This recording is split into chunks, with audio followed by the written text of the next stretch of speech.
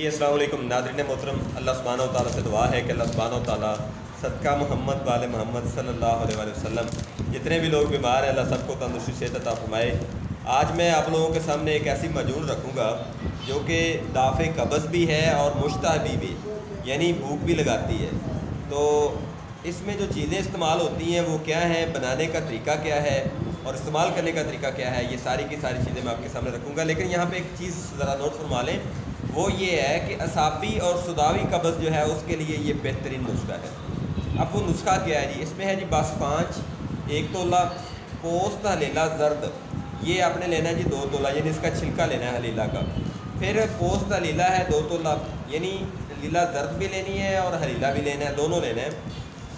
آملے کا جو چھلکا ہے وہ 2 تولہ ہے جی۔ سنا مکی جو ہے اس کے صرف پتے لینے ہیں، یہ بھی 2 تولہ ہے۔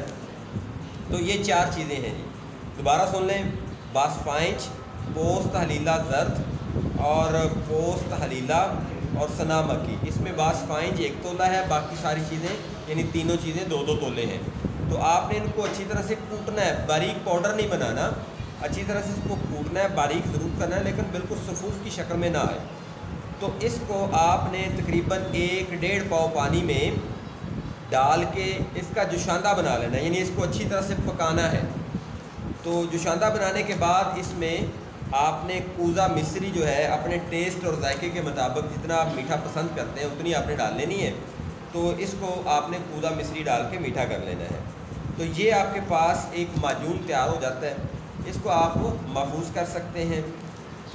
اس کے بعد اس کا جو طریقہ استعمال ہے وہ کیا ہے، رات کو سوتے وقت 2 ماشا کی خوراک کھانا کھانے کے بعد تازہ پانی کے ساتھ اگر آپ استعمال کرتے ہیں تو اعصابی اور صداوی جو قبض ہے وہ انشاءاللہ بالکل ٹھیک ہو جاتی ہے اور بھوک جو ہے وہ اچھی لگنا شروع ہو جاتی ہے۔ تو اگر آپ کو ویڈیو اچھا لگتا ہے چینل کو سبسکرائب کریں، ویڈیو کو آگے شیئر بھی کیا کریں۔ مجھے اپنی دعاؤں میں یاد رکھیں۔ فی امان اللہ، اللہ حافظ، السلام علیکم۔